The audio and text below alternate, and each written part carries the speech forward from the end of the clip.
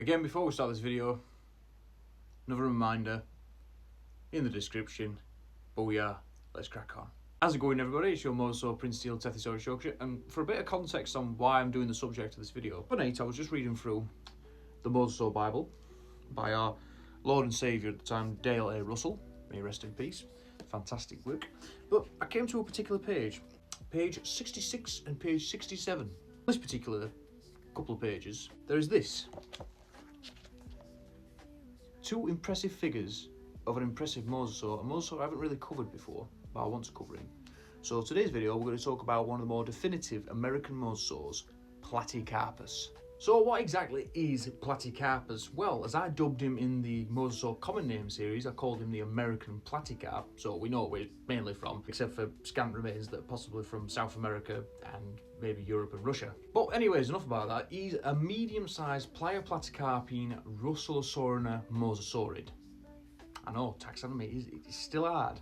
So the Platecarpines were one of the big three mosasaurid groups alongside the Haliosaurines and the mosasaurines. They differ from the other two in terms of the anatomy of the vertebrae, particularly around the tail and elements of the skull. A lot of these animals have much more slender skulls, slenderly built skulls as well, compared to the more robust mosasaurines. And Platecarpines were sort of the short-snouted variants in the Russellosaurina compared to the Tylosaurs, which had much more elongate skulls and were generally much larger than the Platecarpines. Platecarpines seem to exceed maybe a maximum size of up to 8 to 10 metres.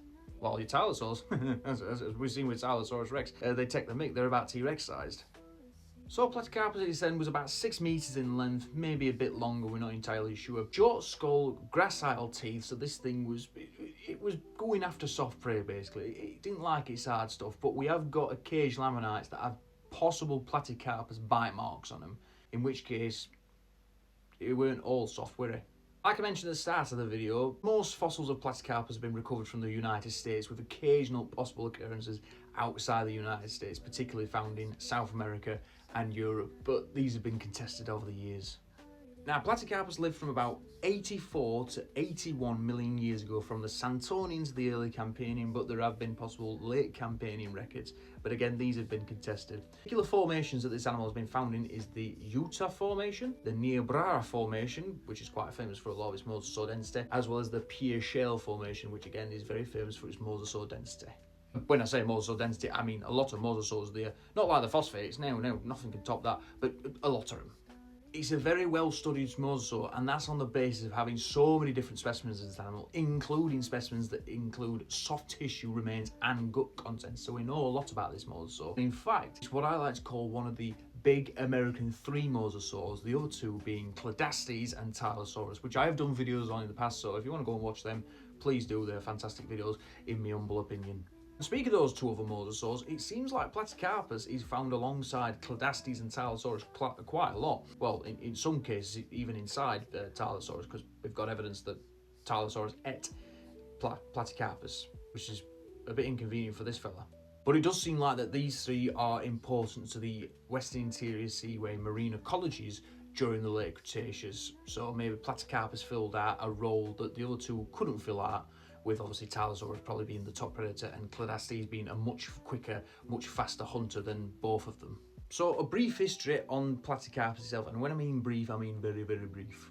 1869, Cope described Platecarpus on the basis of very fragmentary but yet diagnostical material from the Utah Formation in Mississippi.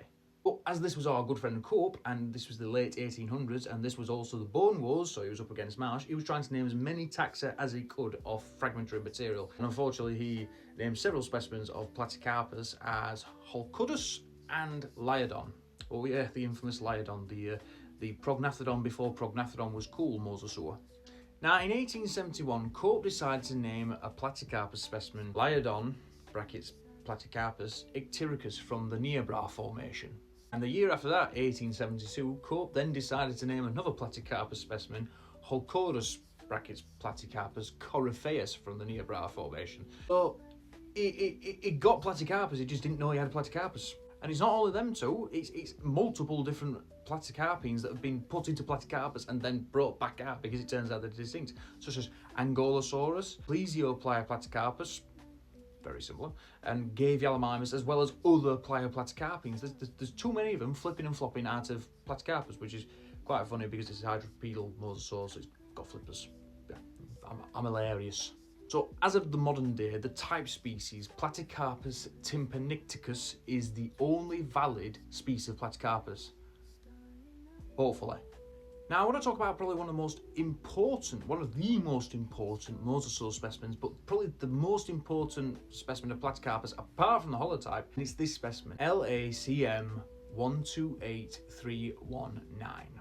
It's a bit of a mouthful that, isn't it? So this fella dates to about probably the uppermost Santonian to the lowermost Campanian and was recovered in Kansas. He's about 6 meters in length, this fella, so he's a good size Platecarpus. Big lad.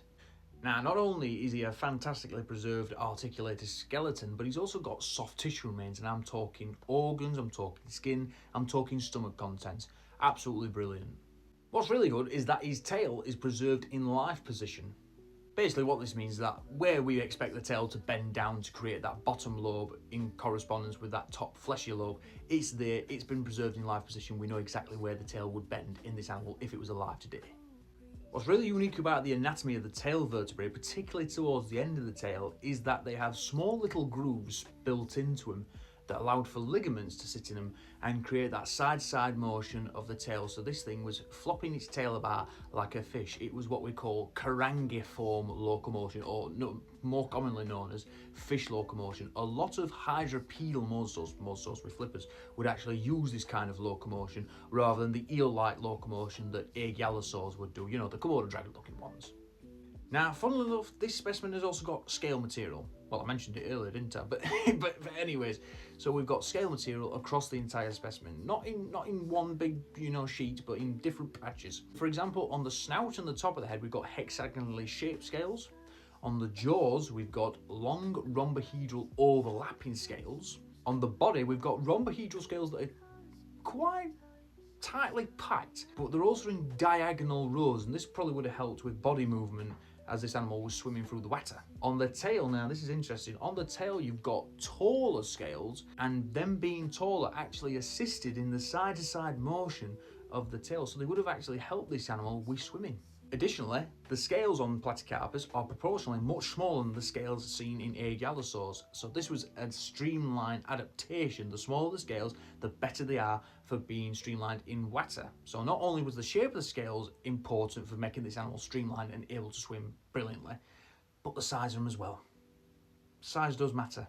Hey, whoa. So let's have a quick talk about the paleobiology and paleoecology of Platecarpus. So fish was the main diet of Platecarpus. It's pretty evident based on direct stomach contents in that specimen that I actually mentioned that actually has fish material in its intestinal tract. And not only that, it seems like the digestive system of Platecarpus was really efficient at pushing food through its body, extracting all the important nutrients and then expelling, well, what it didn't need. And thankfully, because it was a fish eater, it stopped it from competing with the much larger Tylosaurus, which, like I said earlier, it probably would have been eaten by Tylosaurus occasionally. Interestingly, isotope analysis of Platecarpus teeth suggests that this animal would actually frequented freshwater systems quite a bit, and this is just to basically hydrate its end and get some irrigation because they don't want to be drinking seawater. It's not good for this. It's not nice for them.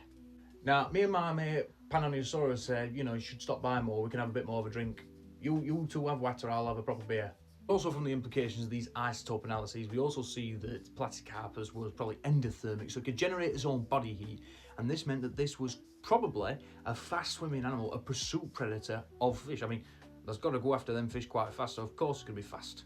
Now, one of the mosasaurs I mentioned earlier in this video was Cladastes. Now, Cladastes is a streamlinedly built mosasaurian mosasaurid, around the same size as Platecarpus. Now, the thing is, they're very similarly built, but there's probably slight differences in the skull, the teeth, and their locomotion style that probably kept them from competing with each other a majority of the time. If food resources were restricted and in small abundance, then you'd probably see a lot of competition between these two, but for the most part, there was probably enough food resources about for these animals to not compete with each other.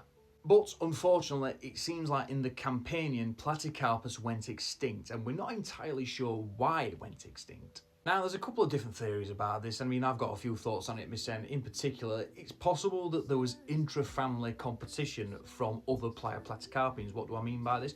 Well, during the early campaigning, you have the evolution of very similar Platecarpians to Platecarpus. In particular, Platecarpus and Platecarpus. These were very similarly built animals, but the big difference was they were a bit bigger.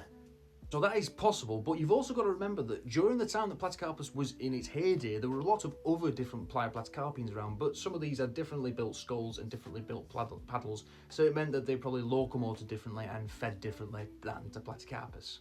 Another possible reason is the diversity increase of the Mosasaurians, particularly during the early campaigning, with examples of early Mosasaurus emerging, the expansion of prognathodontians, particularly those that are generalists, so them that could feed on fish as well. You've also got Jormungandr, the Mosasaur, not the mythical big lizard snake thing. You've also got the persistence of Cladastes. Maybe Cladastes could have impacted Platecarpus, but it's all speculation from me at this point. So yeah, Platecarpus, absolutely interesting and fantastic mosasaur, and is incredibly key to our understanding of these brilliant animals. The fact that I have not covered this mosasaur so sooner is a bit of a tragedy, and that's on me, and I'm sorry. I do apologise, love.